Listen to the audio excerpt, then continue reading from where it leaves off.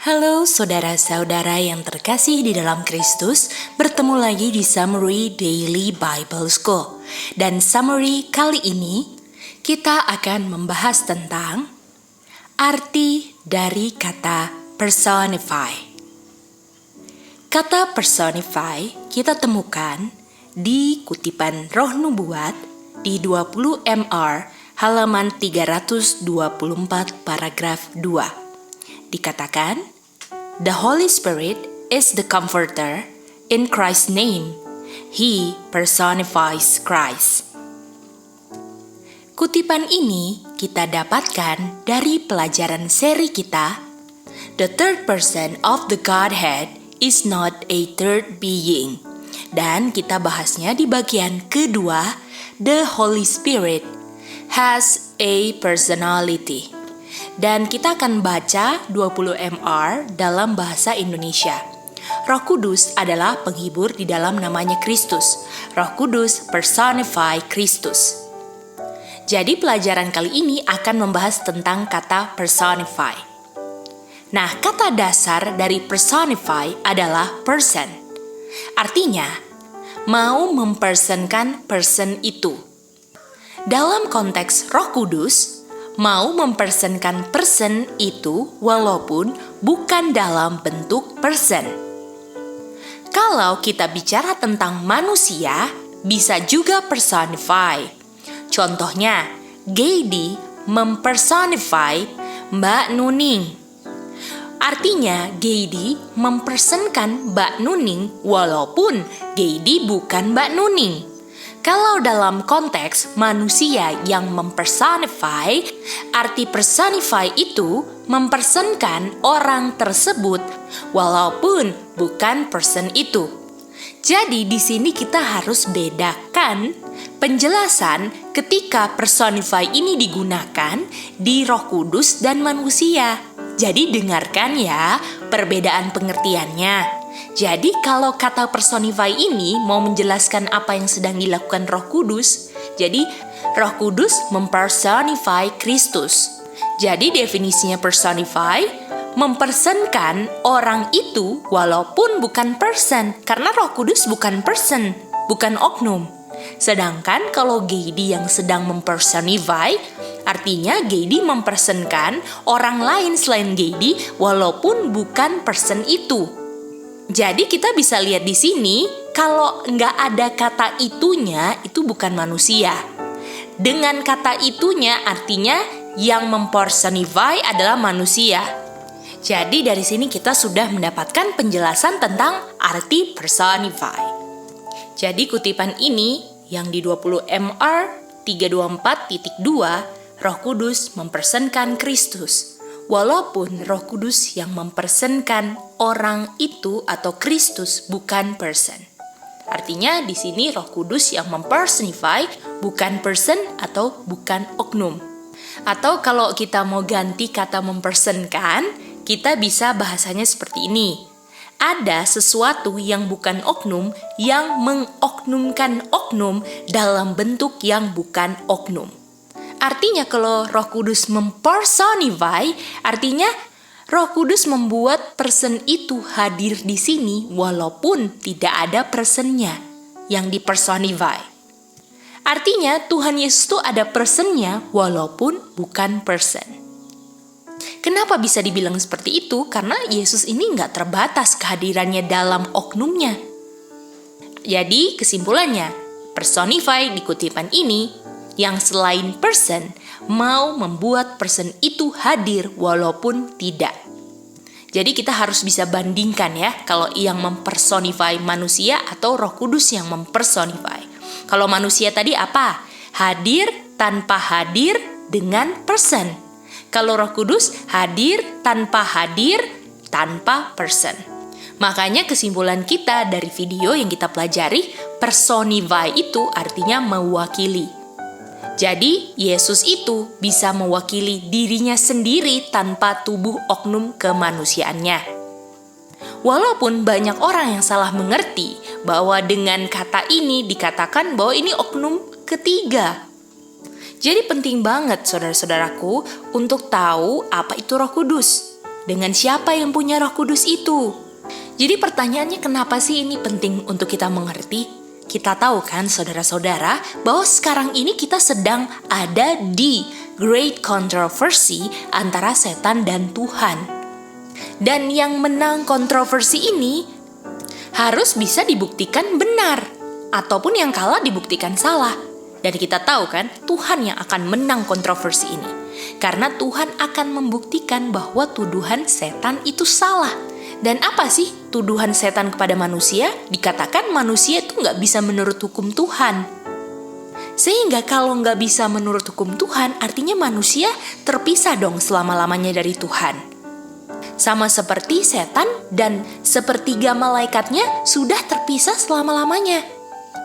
Dan bagaimana cara Tuhan untuk membuktikan tuduhan setan itu salah? Yaitu melalui Roh-Nya. Artinya kalau tidak ada Roh-Nya Tuhan, artinya Tuhan itu pasti kalah. Makanya kenapa di akhir zaman setan serang Roh-Nya. Dan cara serangnya, setan gak bilang bahwa gak ada Roh Kudus. Bukan itu tuduhan setan. Jadi yang setan ajarkan di akhir zaman, Roh Kudus itu ada, tetapi bukan sebagaimana pengertian yang benar tentang Roh Kudus. Jadi biar ada Roh Kudus itu bukan Roh-Nya Tuhan, karena Roh Kudus itu diterjemahkan oleh setan untuk menipu orang-orang di akhir zaman. Roh Kudus itu oknum ketiga. Jadi orang bisa aja percaya tapi hilang, karena dia percaya bahwa Roh Kudus itu oknum ketiga, bukan Roh-Nya Tuhan Yesus. Dan kalau tipuan itu bisa berhasil menipu, bukan karena Tuhan enggak kasih peringatan-peringatan ataupun semua hal-hal yang mengungkapkan tipuan setan. Tipuan setan itu bisa dibuktikan itu salah. Dan pertanyaannya sekarang adalah manusia mau percaya atau enggak? Kalau manusia tidak percaya, ya enggak bisa dipakai Tuhan untuk membuktikan bahwa tuduhan setan itu salah. Dan kalau manusia yang percaya apa yang sudah dibuktikan benar, akan menjadi saluran untuk membuktikan bahwa setan itu salah. Jadi kita nggak bisa buktikan bahwa Tuhan benar kalau kita menolak cara Tuhan yang digunakan untuk membuktikan bahwa setan itu salah. Artinya, manusia yang selamat, orang-orang yang selamat adalah orang-orang yang vindicate karakter Tuhan yang dituduh setan. Apa itu vindicate? Vindicate itu artinya membuktikan bahwa karakternya God itu benar selama ini. Yang dituduh setan itu salah. Kalau pengertian kita ada di pihak setan, jangan harap mau selamat. Apalagi kita gunakan waktu-waktu kita bersikap masa bodoh dengan hal-hal keselamatan, saudara-saudaraku. Ataupun kita memperkuat tuduhan setan. Sedangkan yang selamat itu adalah yang vindicate karakter God. Jadi kita gak boleh bersikap, pusing amat. Kalian tuh belajar apa sih?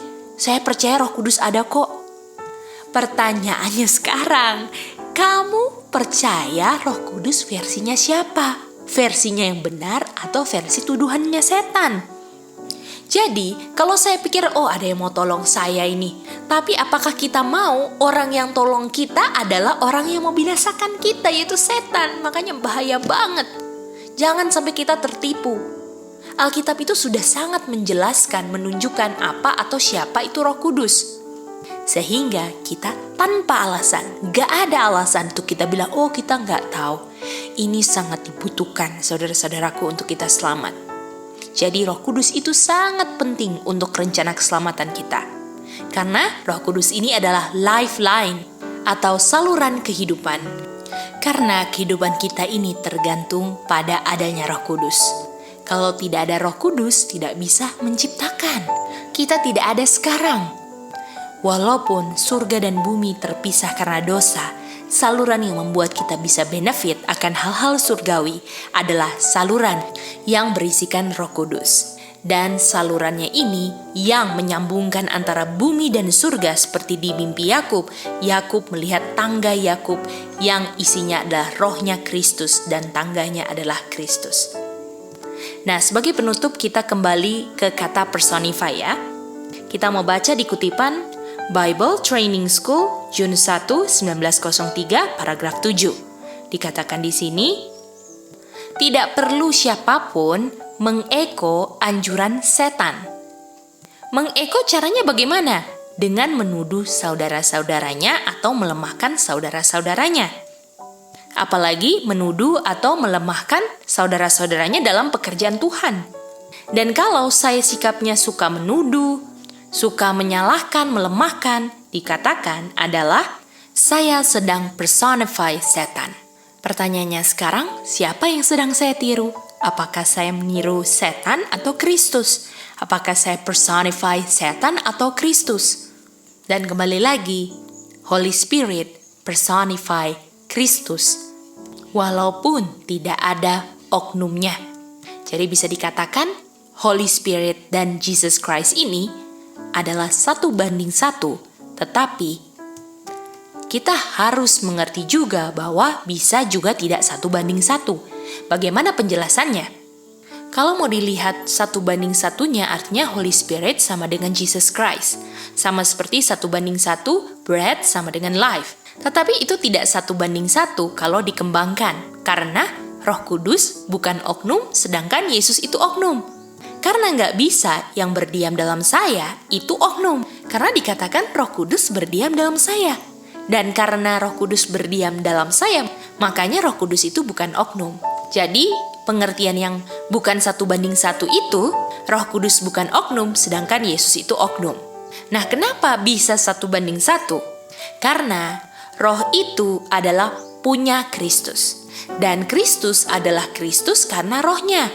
Jadi Roh Kudus sama dengan Kristus. Jadi Kristus tidak bisa terpisah dari rohnya. Jadi kalau misalnya bisa terpisah, tidak bisa dibilang Kristus adalah Kristus. Roh itu bagian daripada Kristusnya. Kalau tidak ada rohnya, tidak ada Kristus. Makanya Kristus adalah rohnya 1:1.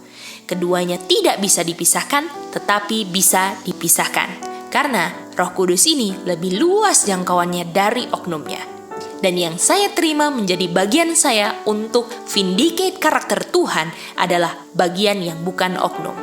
Jadi, dengan pengertian yang benar, ini menjadi bekal kita, saudara-saudaraku, untuk vindicate, membuktikan bahwa karakter Tuhan itu benar dan tuduhan setanlah yang salah. Semangat untuk kita vindicate karakter God. Dan biarlah dari pelajaran ini kita lebih mengerti kata personify dan lebih mengerti apa itu Roh Kudus. Apakah 1:1 dengan Kristus atau tidak 1:1? Ini kita bisa mengerti dari summary kali ini. Terima kasih sudah mendengar Summary Daily Bible School kali ini. Kita bertemu di Summary Daily Bible School berikutnya. Tuhan memberkati.